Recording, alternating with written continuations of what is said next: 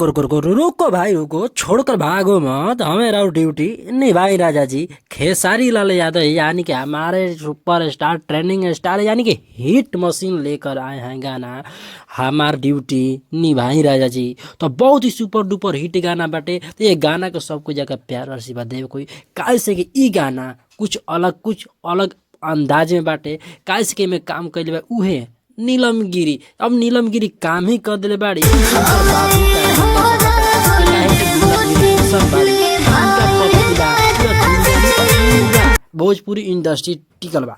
तो ऐसा बात नहीं के ई गाना जौन भी बाटे सुर म्यूजिक पे बा, आई गाना गईले के बा अपना सुमधुर आवाज में। तो खेसारी लाल यादव और ड्यूट में कैले बाड़ी शिल्पी राज।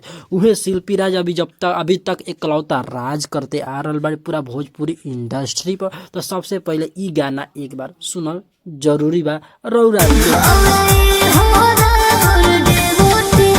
नीलम गिरी यानी नीलम गिरी से खेसारी लाल से कह तड़ी ई हमें राउर ड्यूटी निभाई राजा जी। त काहे ना खेसारी लाल भैया काहे शर्मात काहे बानी, ई ड्यूटी के रहुआ एकदम मतलब कि कहे कर एकदम कि सच्चा मन से निभा दी कर ड्यूटी। काहे से कि नीलम गिरी के जवन भी बाटे मन के बात वो मन रौरा पूरा कर दी। आई कमेंट के माध्यम से बताई जा, ये चैनल को सब्सक्राइब कर दी जा कि गाना यानी कि हमने के रिव्यू कैसा लागल, ये गाना आवता तो रौरा लोग के कैसन लागी कमेंट में बताई जा, ताकि तबे हमारा मालूम चली। और सबसे पहले रौरा लोग को अगर अपडेट देखे के बाद तो इस चैनल को सब्सक्राइब करे कोई, तभी रौरा लोग को मालूम चली कि गाना कहाँ से खेसारी लाल के या कोनो स्टार के कहाँ से आ रहा बा। तो सबसे पहले ई गाना के एक बार फिर से ली रौरा सुनी, चैनल के सब्सक्राइब जरूर करी।